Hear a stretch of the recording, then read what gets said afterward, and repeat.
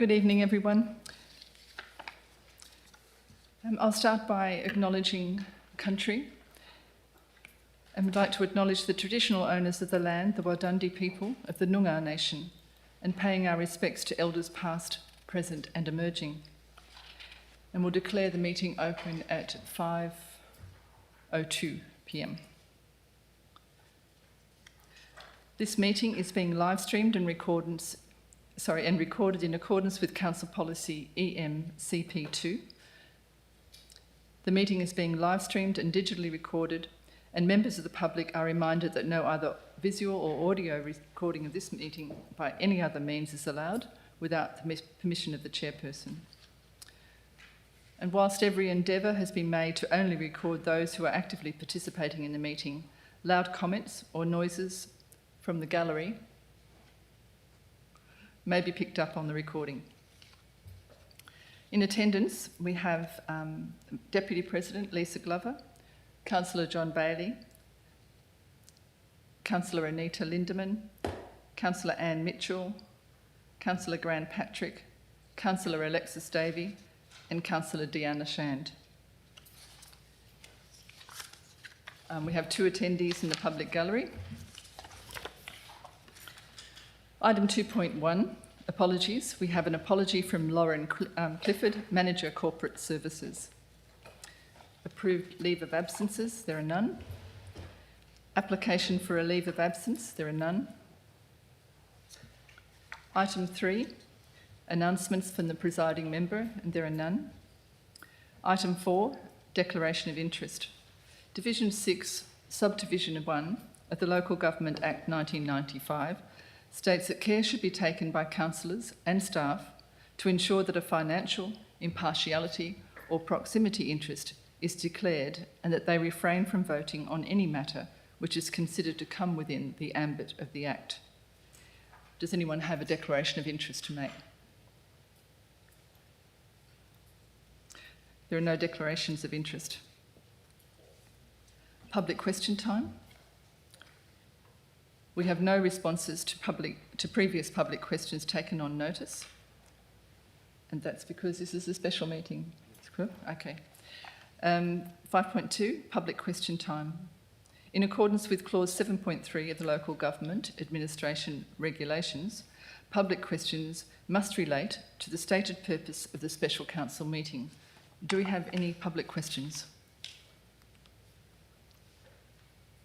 Would you like to come up and state your name and address?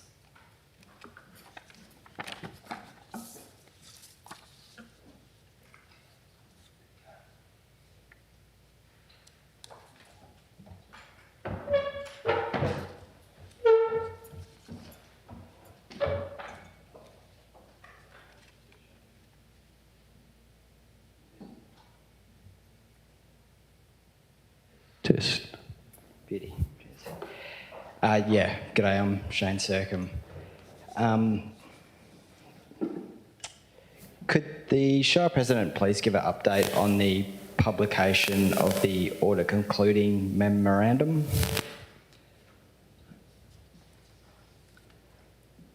An update? Yeah, an update on the publication of the audit concluding memorandum. I will give you an answer, but I'll pass it over to Mr. Dolzadelli. Thank you, Madam President, and thank you for the question, Mr. Sercombe. In regard to the actual audit concluding report provided by More Australia Audit WA, the following applies. The confidential audit concluding report is attached to the report that is before Council today as a confidential item. The report shows that any issues flagged in previous periods have all been actioned and resolved, and no significant findings are contained within the management letters for the reporting period in question. Sorry to interrupt you. Excuse me, Mr. Sercombe, allow Mr. Dolzadelli to finish. The audit concluding report was authored by More Australia Audit WA and contains the following confidentiality clause. And I'll read the clause. This document is strictly confidential, and although it has been made available to management and those charged with governance to facilitate discussions, it may not be taken as altering our responsibilities to the Shire arising under our audit contract with the OAG. The information contained in this document is confidential and cannot be conveyed to any party other than the party to which it is directed. A request was made to More Australia Audit WA to approve the Shire releasing the report publicly. However, this request was denied. Thank you, Mr Dolzadeli. Mr Sercombe, do you have any further questions? Because we are only allowing two. The President and the Manager for Corporate and Community have been privy to the correspondence with the OAG within the last 2 weeks regarding the release of the audit concluding report. And the OAG has, in releasing the audit concluding report from confidentiality is ultimately a decision for the council. Can you concur with that statement? We cannot concur with it, but I'll pass it on to Mr Dolzadeli. Thank you, Madam President. I think the question is, can we confer with the statement you've just made? No, we can't. What I can confer is we are party to correspondence between yourself and the Office and the Auditor General. I can also confirm that some of the responses contained a belief that you were acting as a councillor. I can also confirm that the actual author of the report, who has put the confidentially clause in the document, is not the Office of the Auditor General. It is More Audit WA. They have intellectual property contained within that document, and as such, I would recommend that the Shire does not release that information, as it may breach intellectual property legislation. That audit concluding memorandum was published on the Shire's Thank you, Mr Dolzadeli. Mr Sercombe, we're limiting it to 2 questions. Thank you for your questions. Can I please request Council consider an extension of question time? You may ask one more question, and if it's the same question, I will state that it's already been answered. Can you confirm that the audit concluding memorandum was posted on the Shire's website in the attachments last week? I will, and I'll allow Mr Dolzadeli to answer. Through you, Madam Chair. Yes, I can confirm that it was, and it was inadvertently in error posted on the website, and once discovered it was quickly taken down. If you were privy to be able to view that report or download the report, or if anybody has, then I would suggest that the contents of the report would not alarm a single person. Thank you, Mr Dolzadeli. Thank you, Mr Sercombe. Sorry, Sercombe, my understanding would you with like to step down, please? minimum 10 minutes for public Mr. question Sercombe? time. No, that's all we're doing. I've allowed you one more question. Well, it's not. Mr Sercombe, would you step down, please? Point of order, Madam Chair.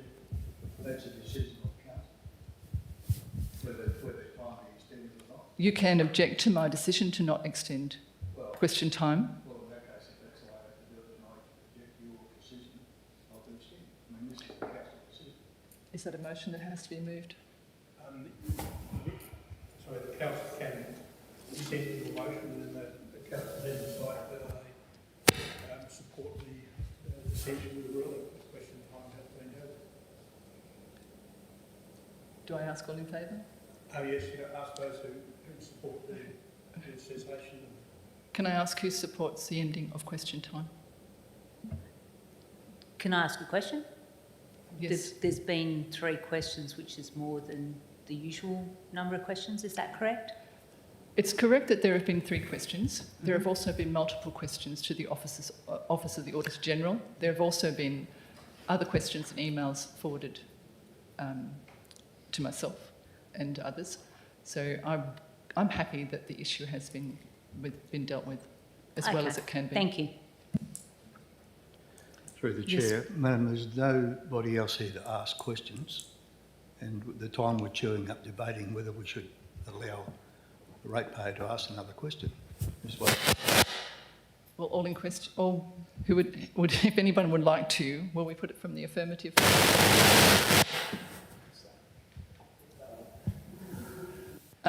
I'm not sure how to proceed with this, Okay. CEO. If councillor Bailey wishes to move dissent with the ruling, then he can move that, then that motion needs to be seconded and then it's put to the vote. All in favour? That's right, need a seconder first. Oh, sorry, seconder to that motion. Thank you, Councillor Glover. Those in favour of extending question time? 4. Carried. Mr Sercombe, you can continue for another, shall we set a time? It's entirely up to the meeting. I've only got a couple more questions, I don't think. Excuse me, Councillor Grant? Can I just propose, if the questions are questions that the President deems have already been answered by way of from the OAG or from the Shire, that, you know, we deem, okay, they have been answered, but if they're new questions that haven't been addressed, then they should be accepted. That's correct. Councillor Glover?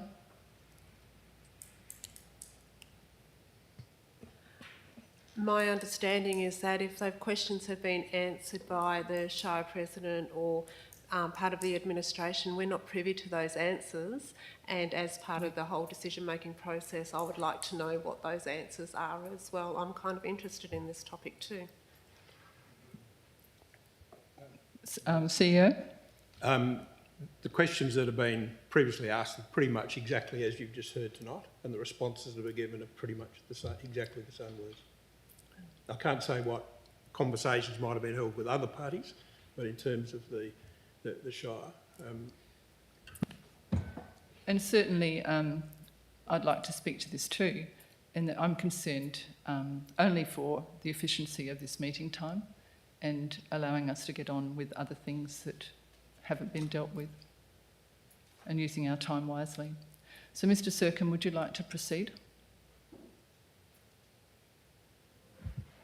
Thank you, Councillor and President. I did re-ask some of those questions as the information we got from the Office of Auditor General directly conflicted the previous responses. So I was just, my reason Mr. for Sercombe, re-asking them. Please ask another question rather than make statements. I can help you word that question if you would like. I'll move on to another question. I also asked at that meeting, which hasn't yet been answered, was with the Shire's net result being $9 million less than budgeted and capital expenses also $14 million less than budgeted, can the council and community have faith in the budget process? It's been a month and I still haven't received an answer to that one. Mr Sercombe, that question was taken on notice and will appear in the next ordinary council meeting. Would you like to answer it again now, or we'll leave it till the next ordinary council meeting? I'm happy to take, through you, Madam Chair, I'm happy to take the question, and I'm happy to give a response to the question.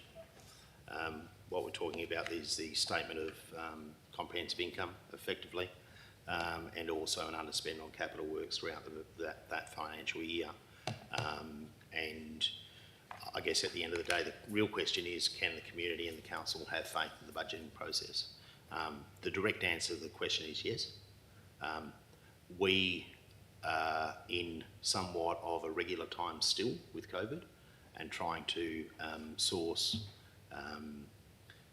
builders to undertake building works. To give you an idea, some of the projects that were in the budget that didn't get completed. One is the Argyle Irish Town Volunteer Fire Brigade. That was in the budget. That was tied to a $1.4 million capital grant. We weren't successful in that grant application, and therefore that income wasn't forthcoming. We had SHERP funding, which is for the Minning Up and Langley Villas work that's continuing to be undertaken. Certainly in terms of the completion of the project, it did have a bit of an overrun there. The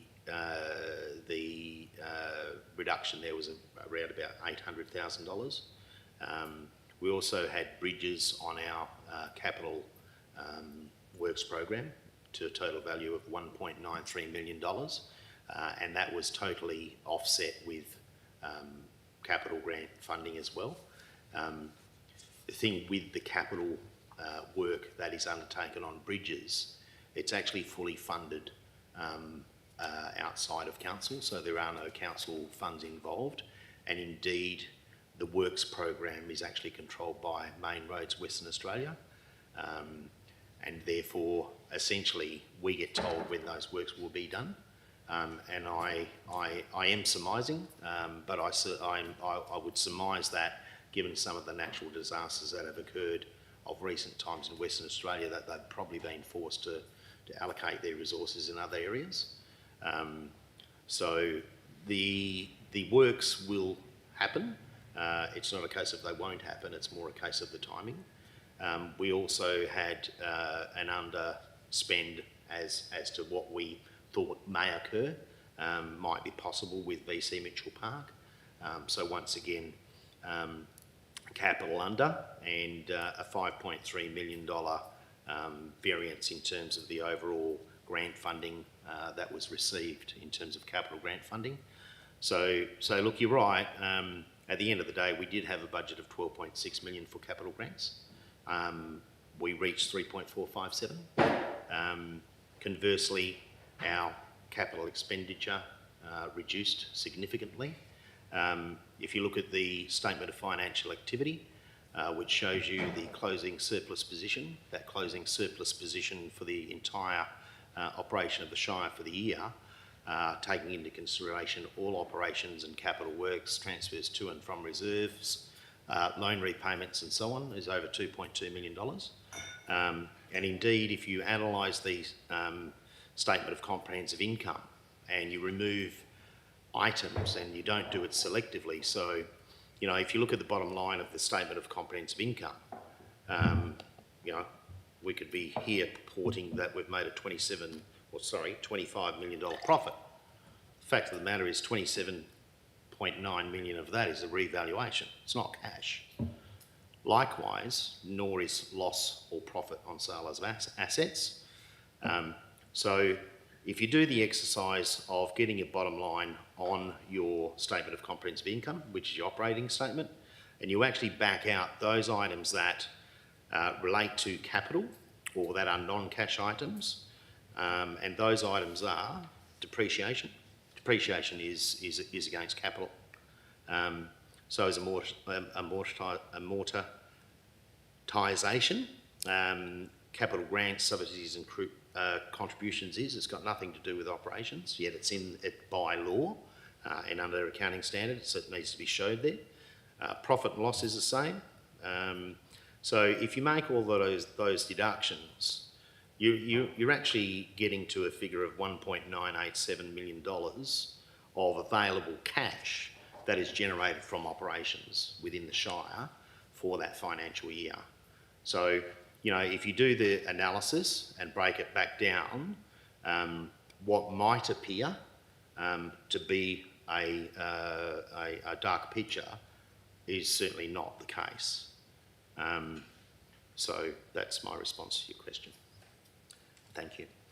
Thank you, Mr Donzadelli, for such a comprehensive response. Thank you, Mr Sercombe. Thank you. And just one... No, it's Mr Sercombe. I'm sorry.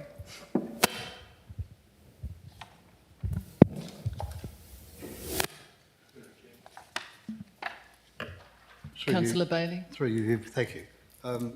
Mr Turkle mentioned a document from the Office of Auditor General. Is that in our system? Councillor Bailey, this is public question time. Oh, I thought we'd finished. And as a council, I haven't moved on to the next item, Mr Bailey. Oh, okay, well, I'll wait. You let me know when I can do it then.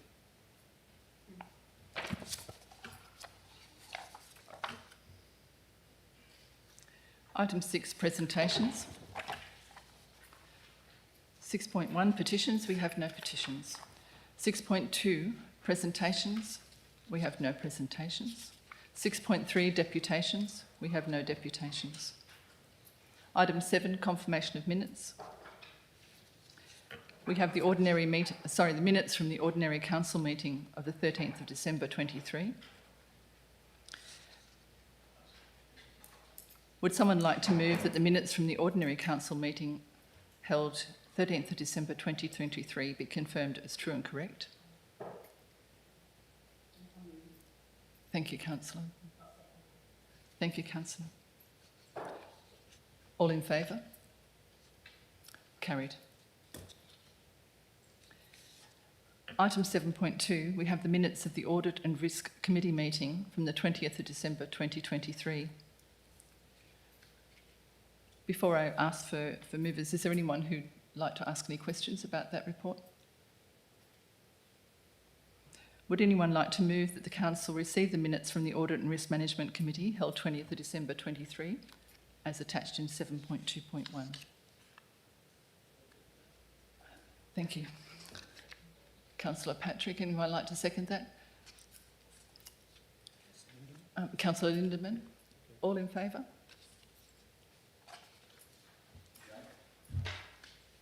All against? Sorry, against? Sorry. I'm against that. Thank you, Councillor Bailey. It's carried.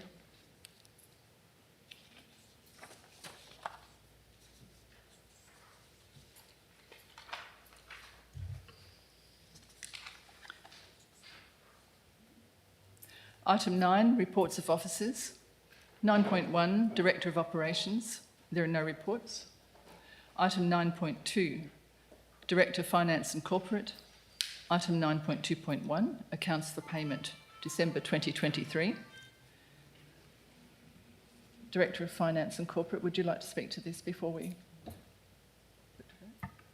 No, thank you, Madam President. Okay. Would anyone like to move that the Accounts for Payment report for the period of December 2023 be received?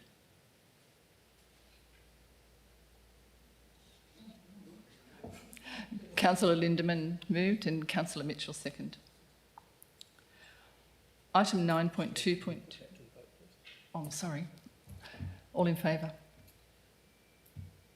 Carried. Thank you. Item 9.2.2, Monthly Financial Report, December 23. Sorry, I've gone through that one. I beg your pardon. Item 9.2. That was accounts for payment. What's that one there? We haven't done that one. No. Sorry.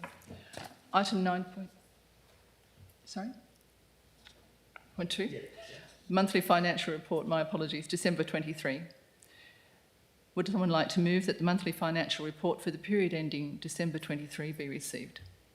Councillor Lindeman, seconded Councillor Patrick. All in favour?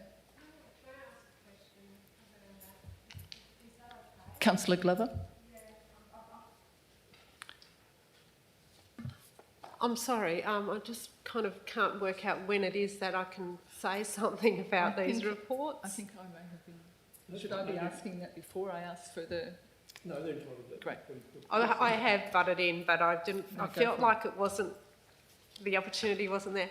I just had problems with these reports. I'm kind of accepting them because I take them on face value that Mr. Dosidelli does a fantastic job with presenting them, but the timely part, I just have found that very hard to view them and to have time to actually understand them, if that's okay to add. CEO Gary Hunt. Taking that comment on board, Councillor, one of the things we've done in the last week is look at how information is distributed and how council are informed and the opportunity to perhaps, in some cases, better understand the mechanism and the information way it's presented, because it is different. If you're used to being in business, this is a bit different in terms of both scope and approach. So we will spend some time at one of the workshops to go through the financials and how they all link up so people can get a better understanding of it. Thanks, Madam President. So we have Thank a you. mover and a seconder. Would someone like to move? We have Receive those. that So report. just put it to the vote. We moved? We Yeah, seconded? we have a mover and a seconder. I'm sorry. All in favour? Thank you. Carried. Thank you.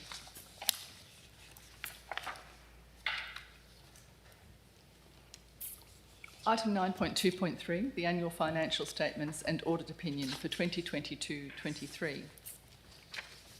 Would anyone have any questions for that report? You can move it, you can seek mover and seconder Pause first. Yep, Okay. yep. Would anyone like to move that the council receive the annual financial report, audit report, financial management letter and interim audit report letter for the year ending 30th of June 23, and note that a report on significant findings in accordance with section 7.128, A, 4B of the Local Government Act 1995 for the year ending 30th of June 2023 is not required. Councillor Lindemann? And Councillor Mitchell, seconded. Okay. All in favour? Yes? Okay. You may. Thank you, Madam President. I'm just wondering, Mr Dozzadelli, I'm sorry to keep putting you on the spot when it is the financials and you are our man. And you alluded to the $27,950,547 increase because due to the revaluation, it's a revaluation surplus of roads and bridges.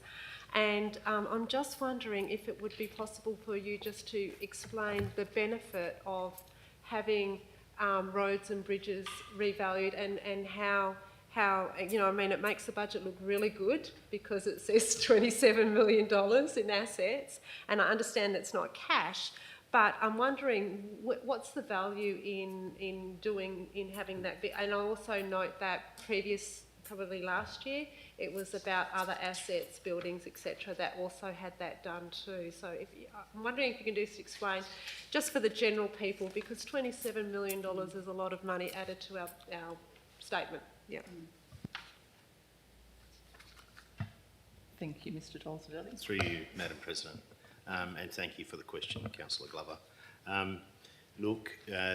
These revaluations are something that never used to occur in local government, and it's probably over the last 10 years that it's been legislated. There's been changes within that period of time. For example, you used to have to do a reval of your plant and equipment every 3 years, and in fact, all of your asset classes every 3 years. That was changed. Now you can just carry your plant and equipment at cost. But your major infrastructure, such as roads, bridges and so on, you must revalue every 5 years. So why do we do it?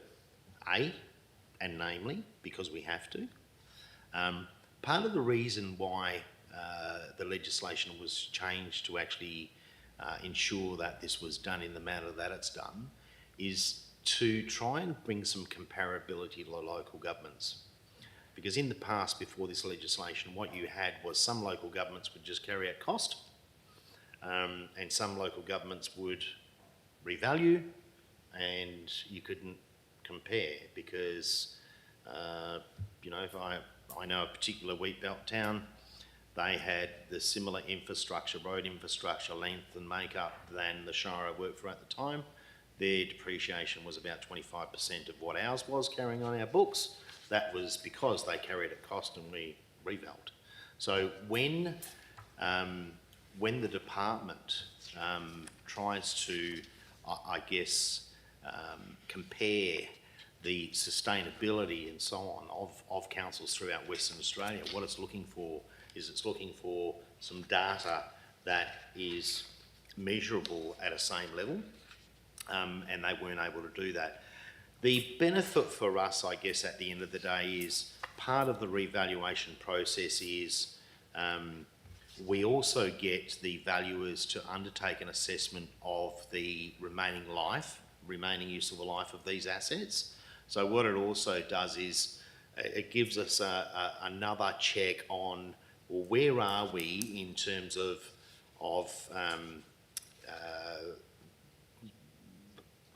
how are we achieving in terms of renewing our infrastructure.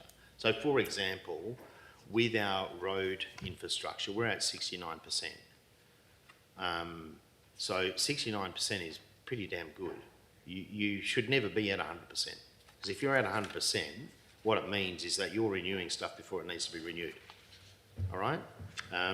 So that's what the latest revaluation showed us, but in a nutshell, that's pretty much the mechanics behind a reval, why we do it, some of the benefits around why we do it. What we also choose to do, and certainly not for road infrastructure, but built infrastructure such as buildings, when we have a revaluation done, we also have a insurance valuation done as well to ensure that we're not underinsured with our insurers. And our insurers, believe it or not, through their program, will actually pay 40% of that cost. So it's also about, when it comes to the building stuff, about limiting the level of risk in terms of underinsuring a particular asset.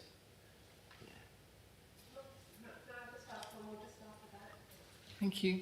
Yes, Councillor Glover. Just, like I'm understanding it's part of legislation, it needs to happen, etc. Does it also help us with looking at, funding and giving an idea about, how many roads we have and how much, and I guess it's just looking for further funding to rebuild bridges, roads and things like that too. Does it give a general understanding about that too? Because if we've got that value, then we must have that many.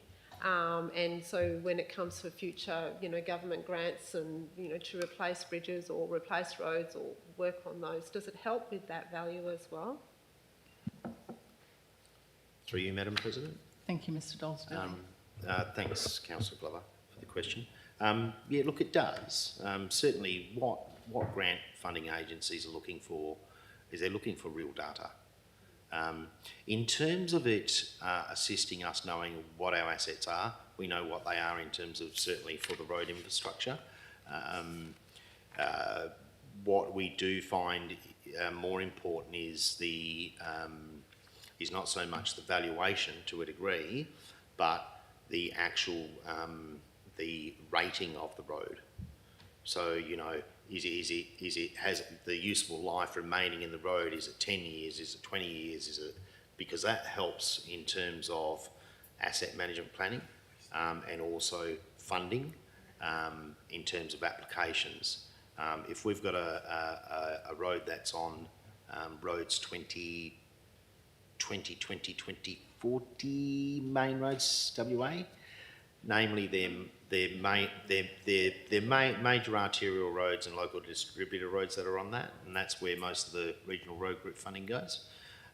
Certainly the data that we hold for roads in the RAM system, it's a RAM system, Main Roads Western Australia have full access to that. And certainly they use that data to adjudge and prioritise. Also, it helps us to form the Walga report, Walga Roads report, which goes to our roads allocation through the WA Local Governments Grants Commission. So, yeah, look, as such, it certainly does assist in the process. Yeah. Thank you, Mr Dolsdale. May I also ask a question, please? Yes, Councillor Davey. So given there was no agenda briefing for this one, I haven't had the opportunity to ask a question prior, so sorry to give it to you with no notice. In relation to item 2 that's in front of us at the moment, and the report on significant findings not being released, the conflict between WA's confidentiality clause and the council objective 11.1 on open and accountable governance, have we explored a way to work with the Office of the Auditor General and More WA to resolve this issue for future years so we don't come up against concerns like Mr Sercombe's repeatedly year after year? Thank you for the question. I'll refer to CEO Gary Hunt. Thank you. I just need to go back a step. There's nothing in the audit of a significant finding. So that says note that a report is not required. So there's none.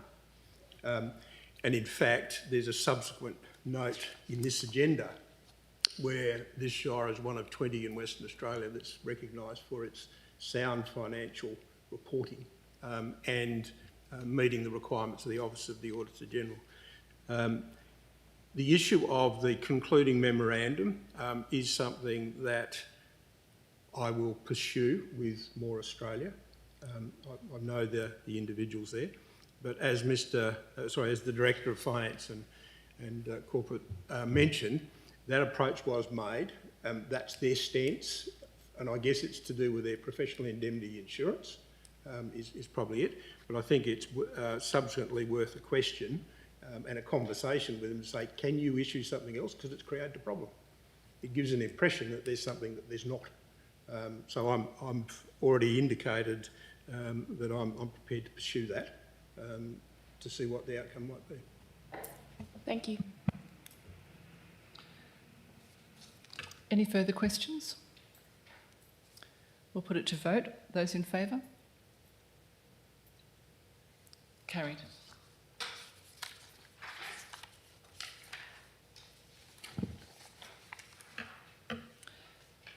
Item 9.2.4, Office of the Auditor General, Financial Audit Results, Local Government 21-22.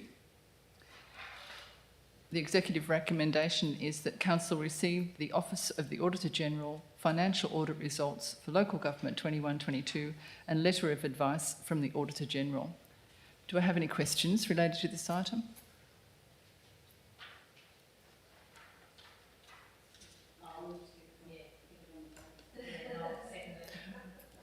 We can do it either way, as I understand it, can we? What's best? To do the moving? First, then seconded, then you can invite the mover and the second to speak, or just go straight. So it's moved by Councillor Lindeman and seconded by Councillor Mitchell. Okay. Do we have any questions? We'll put it to vote. Those in favour? Carried. Sorry, Councillor Bailey, were you in favour? I didn't quite. Yeah, thank you. Yeah, thank you.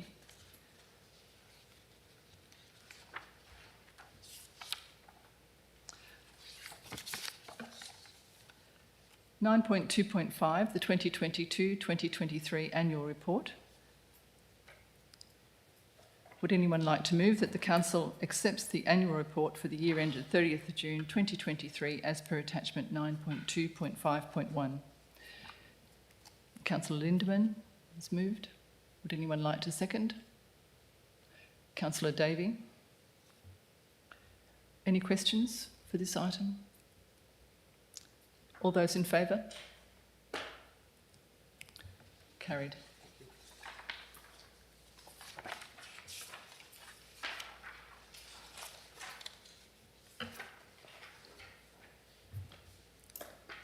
Item 9.2.6 relates to scheduling the annual general meeting of electors for 2024. Would someone like to move that Council schedules the annual general meeting of electors for Thursday, 22nd of February 24, commencing 6 at the Donnybrook Memorial Hall, Bentley Street, Donnybrook, and requests the Chief Executive Officer to undertake all statutory advertising? Moved by Councillor Glover, seconded by Councillor Shand. Any questions or comments? All in favour? Carried.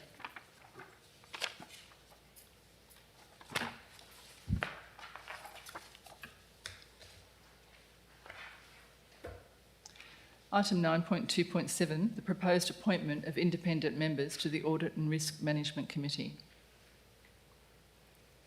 Would someone like to move the executive recommendation that Council approve the appointment of Mr Ian Telfer and Mr Angelo Laguardici to the presently vacant roles of independent member of the Audit and Risk Management Committee until the ordinary local government election in October 2025. Moved by Councillor Glover and seconded by Councillor Shand. Any questions on this item? May I just make one small statement? Mr Lejudici. His name is Mr Lejudici. Yeah, that's all. Yeah. Thank you, Councillor Glover. All in favour?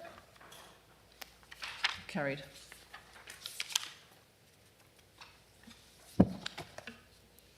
Item 9.3, Chief Executive Office, we have no reports. Item 10, we have no reports for elected member motions, of which previous notice has been given. Item 11, we have no business of an urgent nature introduced by the decisions of the meeting. We have no items to be for the meetings to be closed to the public. So we move on to item 13, closure. The next agenda briefing session is to be held on Wednesday, the 21st of February 2024, commencing at 5 p.m. in the Shire of Donnybrook, Balingup Council Chamber. And we declare the meeting closed at 5:42 p.m. Thank you, everyone. With permission of the attendees, oh, sorry, we're still streaming.